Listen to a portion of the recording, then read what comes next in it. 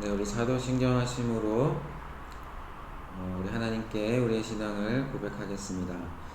전능하사 천지를 만드신 하나님 아버지를 내가 믿사오며 그 외아들 우리 주 예수 그리스도를 믿사오니 이는 성령으로 잉태하사 동정녀 마리아에게 나시고 본디오 빌라도에게 고난을 받으사 십자가에 못 박혀 죽으시고 장사한 지 사흘 만에 죽은 자 가운데서 다시 살아나시며 하늘에 오르사 전능하신 하나님 우편에 앉아 계시다가 저리로서 산 자와 죽은 자를 심판하러 오시리라.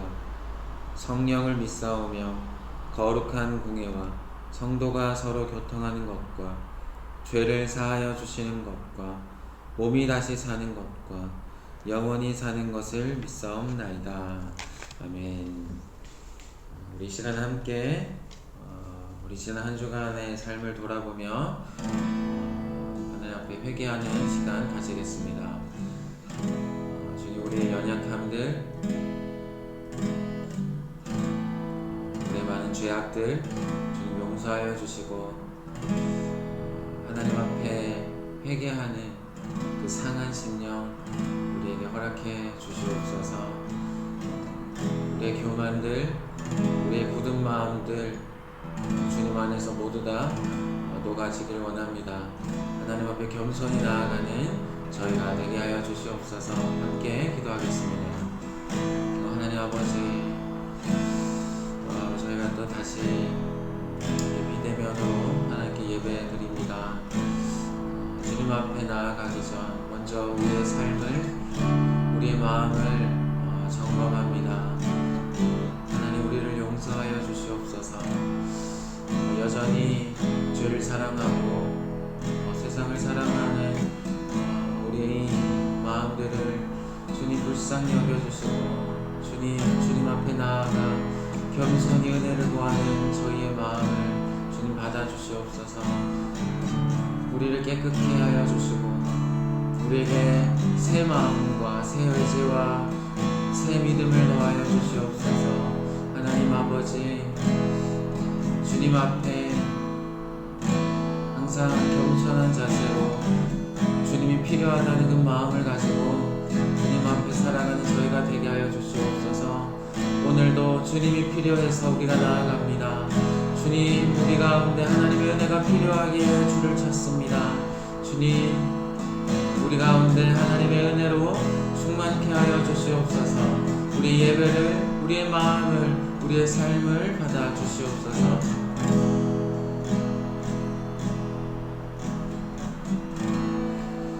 하나님 감사합니다. 지난 한 주간 저희를 지켜주시고 비록 비대면이지만 이렇게 하나님 앞에 예배하는 시간과 환경을 열어주셔서 감사드립니다. 주님께 나아가며 먼저 우리의 마음을 주님 앞에 솔직히 내려놓습니다. 여전히 죄를 사랑하고 세상을 사랑하는 우리의 연약함들을 주님 불쌍히 여기시고 또 우리를 용서하여 주시옵소서. 말로, 행동으로, 생각으로 지었던 우리의 모든 죄악들을 용서해 주시옵소서. 하나님의 은혜가 필요합니다. 오늘 그 은혜를 사모하며 주님께 나아가오니 하나님, 우리 마음에 흡족한 생수의 강이 넘치게 하여 주시옵소서. 우리의 고백을 받아주시고 우리의 예배를 받아주시옵소서. 예수님의 이름으로 함께 기도드렸습니다. 아멘. 우리 시간 함께 우리 함께 찬양하겠습니다. 나는 예배자입니다. 우리 찬양하며 주님 앞에 우리 마음을 올려드립시다. 나는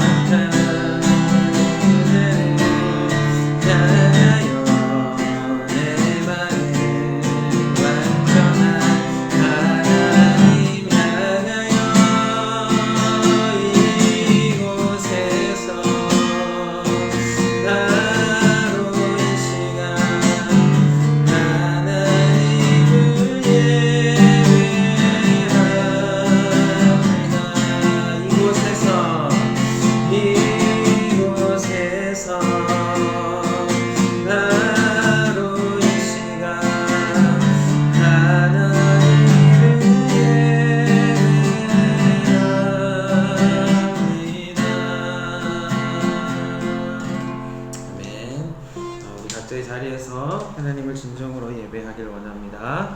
우리 하나님의 말씀 보겠습니다. 하나님의 말씀은 사도행전 말씀입니다.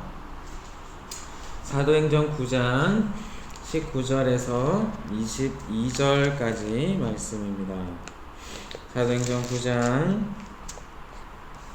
19절에서 22절까지 말씀인데, 우리 19절은 사울이부터 제가 우리가 읽고 우리 함께 보도록 하겠습니다. 9장 19절에서 22절 우리 교독하겠습니다. 사울이 다메섹에 있는 제자들과 함께 며칠 있을새 즉시로 각 회당에서 예수가 하나님의 아들이심을 전파하니 듣는 사람이 다 놀라 말하되 이 사람이 예루살렘에서 이 이름을 부르는 사람을 멸하려던 자가 아니냐. 여기 온 것도 그들을 결박하여 대제사장들에게 끌어가고자 함이 아니냐 하더라. 사울은 힘을 더 얻어 예수를 그리스도라 증언하여 다메섹에 사는 유대인들을 당혹하게 하니라. 아멘. 여러분 다시 비대면으로 우리가 예배를 드리게 되었는데, 그래도 우리가 이렇게 예배 드릴 수 있음에 감사하고 또 각자의 가정에서 여러분이 마음과 또 몸을 정결하게 해서 하나님 앞에 예배 드리길 원해요. 지금 밖에 여기서 눈이 오고 있는데 여러분 오늘 또 눈 보면서 우리도 마음의 위로도 얻고 하나님 앞에 참 진정으로 나아가길 원합니다. 자, 우리 오늘 이 말씀을 가지고 우리가 계속해서 이 바울에 대해서 살펴보려고 해요.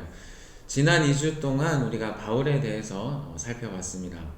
바울의 회개 그리고 그의 변화가 어떠했는지 우리가 살펴봤는데, 이 예수님과 교회를 박해했던 이 바울이었지만, 바울은 자신을 찾아온 그 하나님으로 말미암아 그 주님을 만나고 전혀 다른 사람이 되었죠. 완전히 새로운 사람이 되었어요. 생각하는 것, 말하는 것 완전히 바뀌었어요. 예수님을 죽이고자 했었던 그 바울이 이제는 예수님을 위해 살아가는 사람이 되었어요. 그의 삶이 완전히 통째로 바뀌게 된 거죠. 바울은 이제 자신이 누구인지를 알게 되었어요. 그리고 자신은 무엇을 위해 살아가야 되는지도 알게 되었어요. 이 바울은 자신이 하나님의 그릇이다라는 것을 알게 되었고, 하나님의 영광을 위해서, 바로 그 하나님을 위해 자신을 지으시고 자신에게 분명한 목적을 가지고 계신 그 하나님을 위해 살아가야 된다라는 사실을 깨닫게 되었습니다. 자, 우리는 이 바울의 삶을 통해서 우리의 삶을 비추어 볼 수 있죠. 나는 회개를 했는가? 나에게는 변화가 있는가? 나의 일상 어떻게 변화되었는가? 나는 누구인가? 또 나는 무엇을 위해 살아가야 하는가? 이 너무나 이 중요한 질문, 우리가 이 세상을 살아갈 때 너무나 중요한 이 질문들에 대한 답을 우리는 이 바울의 삶을 통해 발견할 수가 있어요. 그것은 우리 삶에도 동일하게 적용이 됩니다. 자, 오늘은 이 바울에 대해서 마지막으로 살펴보려고 하는데, 이 바울의 삶을 통해서 배울 수 있는 아주 중요한 한 가지예요. 자, 바울은 자신이 하나님의 택한 그릇이다라는 것을 알았어요. 자, 다메섹에서 주님이 바울을 만나고 그가 눈이 멀었을 때 주님이 아나니아라고 하는 사람에게 너는 바울을 찾아가서 그에게 안수하여 보도록 해라 라고 했는데, 그때 주님이 아나니아에게 이런 말씀을 하셨죠. 저 바울은 내가 이방인들과 임금들과 이스라엘을 위해 택한 나의 그릇이다. 자, 이방인들과 임금들과 이스라엘 자손들에게 바로 그 예수님을 전하기 위해서 택함 받은 그릇이었다라는 거예요. 그는 복음을 전하는 전도자였어요. 역사상 그 누구도 이 바울과 비교할 수 없을 정도로 이 바울은 정말로 충성된 선교사로서 그의 삶을 살았습니다. 오늘 우리는 이 전도자 바울에 대해서 함께 주목하려고 해요. 자, 예수님이 승천하시며 이 땅에 계신 제자들에게 이렇게 말씀하셨어요. 자, 성령이 너희에게 임하면은 너희가 권능을 받게 될 것이다. 그렇게 되면 너희는 예루살렘과 온 유대와 사마리아와 땅끝까지 이르러 나의 증인이 되어야 한다라고 주님은 말씀하셨어요. 자, 이 일에 그토록 크게 사용되었던 사람이 바로 이 사도 바울이었어요. 예수님을 만나 그리스도인에 대한 바울의 삶 전체는 이제 주님을 전하는 이 복음을 전하는 일, 선교사의 삶을 살게 되었어요. 사도행전을 보면 1차, 2차, 3차 이 바울의 선교 긴 여행들이 나와요. 그렇게 끊임없이 바울은 복음을 전했고 주님의 사람들로 제자 삼았어요. 그런 그의 삶에는 너무나 많은 어려움들이 있었어요. 이루 말할 수 없는 고통과 고난이 이 바울에게 있었어요. 선교사로서 살아갈 때 이 바울은 정말로 많은 어려움을 당했는데 이 고린도후서에 바울이 이런 어려움을 이렇게 고백하고 있어요. 자, 쭉 한번 들어보세요. 내가 수고를 넘치도록 하고 옥에 갇히기도 많이 하고 매도 수없이 맞고 여러 번 죽을 뻔했다. 유대인들에게 39번의 매를 5번 맞았고 3번 태장으로 맞고 1번 돌로 맞고 3번 배가 부서지고 강의 위험을 만났다. 강도의 위험과 동족의 위험과 이방인의 위험을 만났으며 시내의 위험과 광야의 위험과 바다의 위험과 거짓 형제의 위험을 당했다. 또 수고하며 애쓰고 제대로 자지 못하고 배고프고 목마르고 여러 번 굶고 춥고 벌벗었다. 여러분이 듣기만 해도 이 가슴이 콱 막히지 않나요? 바울은 이렇게 많은 어려움과 이 고난과 고통을 겪었어요. 얼마나 힘들었겠습니까? 주님을 전하기 위해, 복음을 전하기 위해 바울이 당한 이 고통들은 이루 말할 수가 없어요. 수없이 그의 생명을 잃을 뻔했어요. 그런데 그런 고난이 바울 앞에 있었지만 바울은 그의 헌신과 그의 수고를 통해서 수많은 교회와 하나님의 제자들, 예수님의 제자들을 세우게 되었어요. 그 고난이 있었지만 바울은 죽는 그 순간까지 전도자로 살았습니다. 정말 하나님의 택한 그 목적 그대로, 그 그릇의 목적 그대로 살았던 거죠. 이런 바울의 인생을 보면 우리는 감동을 받아요. 와, 바울 정말 대단하다. 하나님께 그렇게 쓰임받은 그 바울이 정말 대단하다라고 느껴져요. 그리고 다짐도 하죠.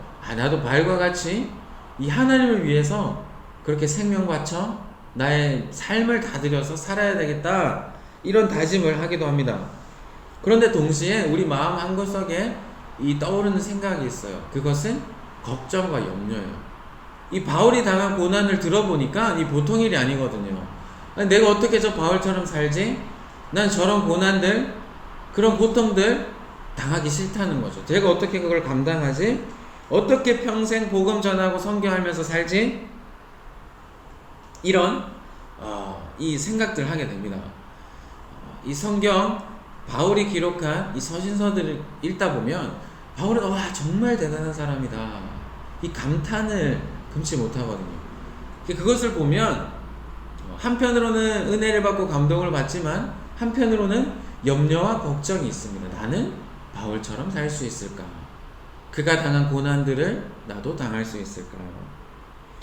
근데 여러분, 걱정하거나 염려하지 말아요. 지난주에 우리가 살펴봤듯이 하나님이 택한 그릇들은 그 그릇의 목적이 다 다르다는 거예요. 모두 다 똑같은 그릇으로 만들어서 똑같이 살도록, 똑같이 쓰임받도록 하신 것이 아니에요. 하나님의 목적과 이유에 맞게 그 그릇은 살면 돼요. 바울을 향한 하나님의 목적대로 살았던 겁니다. 베드로를 향한 하나님의 목적대로 살았던 거죠. 저와 여러분도 동일해요. 우리 각자에게 하나님이 원하시는 그 이유와 목적이 있어요. 우리는 그것대로 살면 돼요. 모두 다 바울과 똑같이 살아라 라는 것은 아니에요. 하나님께서 성경을 통해서 이 바울의 삶을 통해서 우리에게 가르쳐 주는 것은 너도 바울처럼 그렇게 똑같이 살아라 이렇게 하는 게 아니라 바울과 같이 하나님의 목적에 맞게 살라고 우리에게 이 말씀해 주시는 겁니다. 바울처럼 하나님께 쓰임받는 그릇이 되라라는 거죠. 그렇다면 누군가는 바울처럼 복음을 전하는 사람으로 택함을 받았고 또 누구는 그렇지 않은가? 이것은 아니에요. 여러분. 우리 모두가 바울과 똑같은 전도자가 되는 것과 우리 모두가 전도자라고 하는 것은 이 다른 개념입니다. 여러분, 이 차이를 우리는 분명하게 알아야 우리가 전도자로서 제대로 살아갈 수가 있어요. 바울과 같이 이방인을 위해서 땅끝까지 이르러 복음을 전하는 그 사람으로 사는 것과 예수님의 제자가 되어서 예수님의 증인으로 살아가야 된다라는 것은 다른 겁니다. 비유를 하면 바울은 밥을 먹기 위한 밥그릇으로 살았어요. 그런데 예수님의 모든 제자는 하나님의 그릇으로 살아야 된다라는 거죠. 이게 더 큰 개념이죠. 우리가 하나님의 그릇이다라고 하는 것은 동일하지만 각 그릇의 그 쓰임새는 다른 거죠. 바울은 바울대로 우리 각자에게 주신 그 부르심대로 살아가는 겁니다. 하지만 바울을 포함해서 예수님을 믿고 예수님의 자녀가 되고 예수님의 제자가 된 우리 모두는 예수님의 증인이 되어야 돼요. 바울과 똑같은 전도자, 선교사는 아닐 수 있습니다. 하지만 우리 모두는 반드시 전도자, 선교사가 되어야 해요. 여러분, 앞서 말한 사도행전 1장 8절 말씀, 예수님이 승천하시며 제자들이 하신 말씀, 성령이 너에게 임하시면 너희가 권능을 받고 예루살렘과 온 유대와 사마리아와 땅끝까지 이르러 내 증인이 되라 라고 하신 이 말씀은 바울에게만 주신 것이 아니라는 거죠.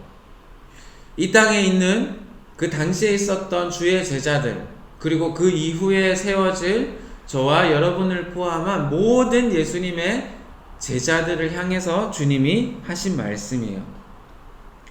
우리는 바울의 삶을 본받아서 바울과 같이 충성되게 우리 각자의 자리에서 우리 모두에게 주신 동일한 사명, 전도자, 선교사로 살아가야 된다는 겁니다. 어디에서 우리가 그렇게 살아가야 하는가? 바로 내가 있는 그 자리입니다. 내가 지금 있는 그 자리예요. 이 사실을 오늘 우리는 본문에서 발견할 수 있어요. 함께 읽은 9장 20절, 오늘 본문 20절을 보면 즉시로 각 회당에서 예수가 하나님의 아들이심을 전파하니 이렇게 말하고 있어요. 바울은 회개한 이후 그 즉시 예수님의 증인으로 살기 시작했어요.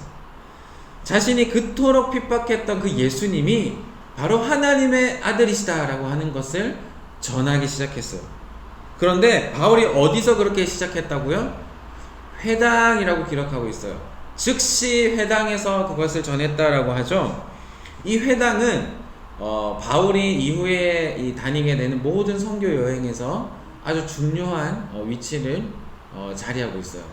아주 중요한 특징인데, 바울은 선교를 하러 가면 가장 먼저 회당을 찾아갔습니다. 그곳에 회당이 있다면 회당을 찾아가서 그곳에서 주님이 하나님의 아들이다, 예수님이 하나님의 아들이다 라고 하는 사실을 전했습니다. 회당은 유대인들에게 너무나 중요한 장소였어요.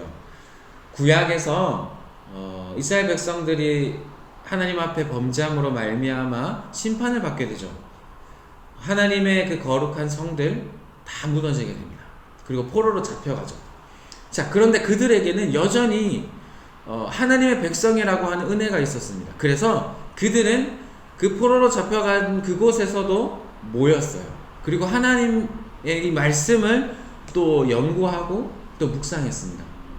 자, 그 함께 모였던 그 공동체가 바로 회당이에요. 회당을 중심으로 이 유대인들이 모였던 거죠. 오늘날로 이야기하면 마치 이 유대인들의 교회와 같은 곳이었어요. 그러니 회당이 너무나 중요한 것이죠.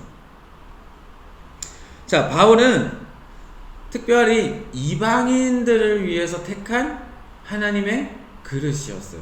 자, 우리가 아까 들었죠.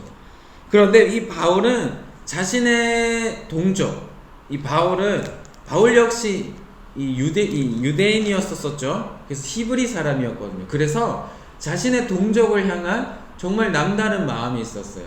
심지어 이런 고백까지 합니다. 이 바울이 내가 저 예수님으로부터 하나님으로부터 끊어지는 한이 있어도 우리 동족들이 우리 히브리인들이 주의 자녀들이 되기를 원한다. 이런 고백을 할 정도로 자신의 민족을 사랑했어요. 그래서 바울은 자신 있는 그 자리에서 복음을 전하기 시작했던 겁니다. 자신이 바로 있었던 그곳에 있었던 이 동족들, 히브리인들을 위해서 즉시로 회당에 가서 복음을 전하기 시작했어요. 당장 바로 저 멀리 이방에 가서 낯선 곳 모르는 곳에 가서 복음을 전하기 시작한 것이 아니었어요. 바울은 주님을 만나고 변화된 그곳에서 즉시로 자신이 만날 수 있는 그들에게 가서 복음을 증거했다라는 사실이에요. 이런 모습은 다시 한번 우리가 사도행전 2장 8절에서 확인할 수 있어요. 성령이 임하면 우리가 복음 전도자가 된다라고 하죠. 그렇게 되어야 한다라고 말씀하시죠. 그런데 이렇게 돼 있어요. 예루살렘과 그리고 그 다음에 온 유대 지방과 그리고 그 다음에 저 사마리아와 그리고 땅끝까지 이르러서 너희는 증인이 되라. 땅끝을 향해 우리는 예수님의 복음이 전파되는 것을 봐야 되고, 그런데 그 출발점은 바로 제자들이 있었던 예루살렘이었다라는 겁니다. 제자들이 있었던 바로 그곳에서 증인의 삶, 바로 전도자의 삶, 선교사의 삶이 시작됐다라는 거예요. 그래서 바울 역시 그가 있었던 바로 그 자리에서 주님을 만났던 그 다메섹 그곳에 있는 자신의 동족들 유대인들에게 가서 복음을 전했던 겁니다. 여러분, 우리 모두 예수님의 증인으로 살아야 된다라고 했어요. 그렇다면 우리는 어디서 증인으로 살아야 된다고요? 내가 있는 바로 그 자리에서 사는 겁니다. 이 사실은 모든 그리스도인들에게 동일해요. 단 한 사람도 예외가 있을 수 없어요. 예수님을 하나님의 아들이다 라고 고백하는 저와 여러분, 우리 그리스도인들은 반드시 내가 있는 그곳에서 주님을 전하는 사람이 되어야 합니다. 지금 내가 살아가고 있는 곳이 어디예요? 그리고 내가 있는 그곳에서 내가 만나는 사람들은 누구예요? 먼저는 우리 가정이겠죠? 내가 있는 그곳, 가정에서 내 주위에 누가 있죠? 가족들이 있죠. 우리 가족들이 모두 다 교회를 다닙니까? 조금 더 자세히 예수님을 믿나요? 우리 친척들이 있어요. 우리 친척들 예수님을 믿습니까? 그리고 우리가 속해 있는 곳이 어디예요? 학교가 있고, 여러분 학원 있죠. 여러분이 다니는 곳. 그곳에서 만난 나의 친구들이 있어요. 선생님들이 있을 수도 있죠. 여러분, 그곳에서 그들에게 우리는 어떤 사람이 되어야 하는가? 바울과 같이 예수님의 증인이 되어야 한다라는 겁니다. 모든 하나님의 그릇들은 단 한 가지 동일한 목적이 있습니다.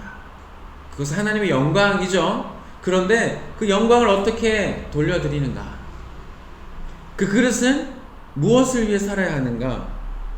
예수님의 증인이 되는 겁니다. 예수님의 증인. 각 그릇들은 하나님께서 다른 용도로 사용하세요.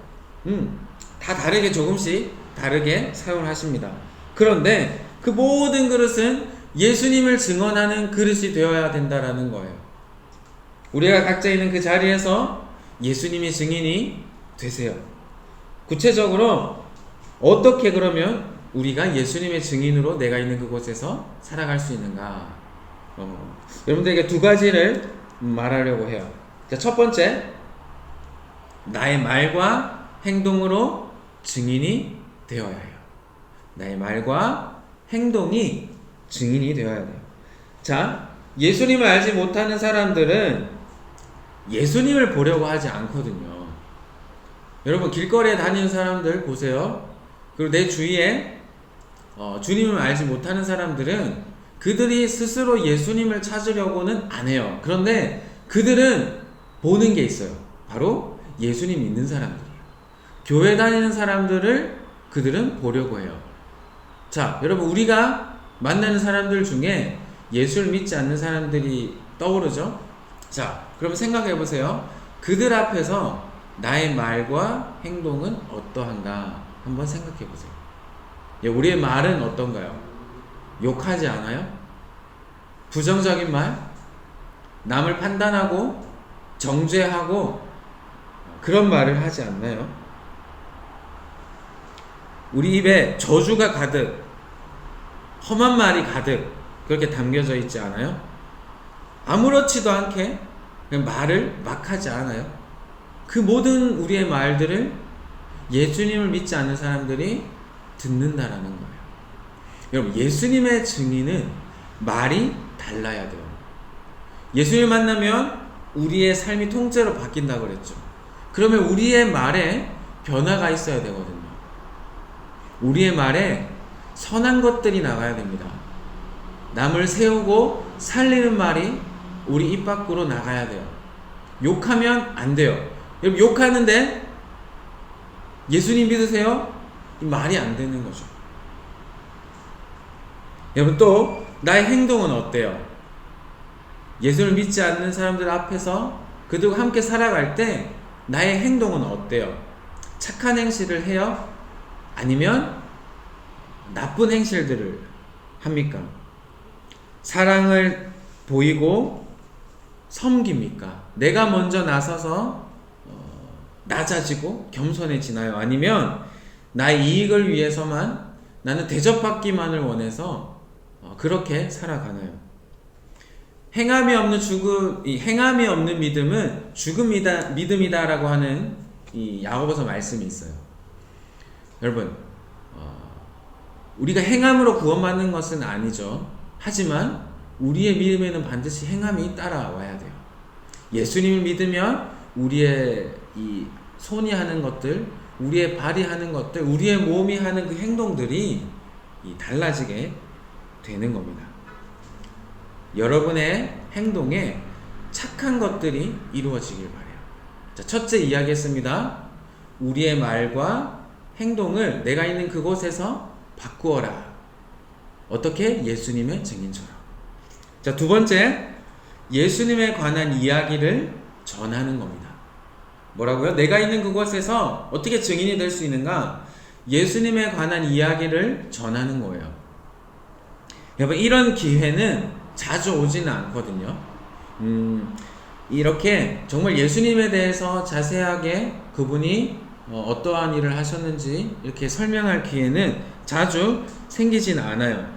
하지만 우리가 그런 기회가 생긴다면, 그런 상황이 주어지면 우리는 예수님을 전할 수 있어야 됩니다.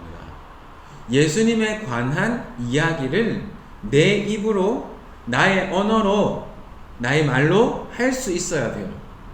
그게 내가 있는 그곳에서 증인이 되는 겁니다. 예수님이 우리에게 왜 필요한지, 예수님이 무엇을 하셨는지에 대해서 여러분이 친구들에게, 가족들에게, 내가 아는 그 지인들에게 설명해 줄 수 있어야 돼요. 앞서 말한 것처럼 우리가 살아가면서 내가 있는 그곳에서 어떤 말을 하고 어떤 행동을 하는 것 중요합니다. 예수님의 증인처럼 그렇게 사는 거 중요해요. 그런데 그것을 하려고 하는 궁극적인 이유는 뭐냐면 그들에게 예수님에 관한 이야기를 전해주기 위해서예요. 우리의 착한 행실을 보고 우리의 말과 행동을 보고 우리에게 마음을 열고 귀를 여는 그들에게 바로 예수님의 이야기를 전해주는 겁니다. 예수님에 대한 이 이야기, 복음에 대한 이 이야기, 하나님이 누구신가? 우리는 왜 죄인인가? 우리는 왜 구원받지 못하는가? 우리에게 무엇이 필요한가? 예수님이 우리를 위해서, 우리 구원을 위해서 무엇을 하셨는가? 우리는 무엇을 해야 하는가? 여러분, 이것들, 여러분, 이 내용들을 전해야 돼요. 이 복음에 대한 사실을 알지 못하면 구원을 얻을 수가 없습니다. 여러분, 믿을 수가 없어요. 이 이야기가 있어야 돼요. 알아야 돼요. 그러니까 여러분, 이 예수님에 관해서 여러분 잘 알아야 되는 거죠. 이 복음에 대해서 알아야 돼요. 성경이 우리에게 가르쳐주고 있는 그것들을 내가 정확히 알고 또 그 내용들을 가르쳐 줄 수 있어야 되는 거죠. 아직 내가 그걸 잘 모른다. 아직 약간 조금 부족한 것이 있다. 내가 이 부분은 아직 잘 설명하지 못하겠다. 그러면 이것들을 정리를 해야 돼요. 내가 누군가에게 가르쳐 준다라고 생각을 하고 이것을 정리하는 이 작업이 필요해요. 그리고 그것을 내가 손에 아무것도 없을 때, 성경책도 없고 내가 그것을 적어놓은 이 기록지도 없을 때, 그때 전할 수 있는 정도가 돼야 돼요. 아무 것이 없어도 나의 생각으로, 나의 말을 통해서 예수님에 관해서 전해줄 수 있는 사람이 되어야 하는 거예요.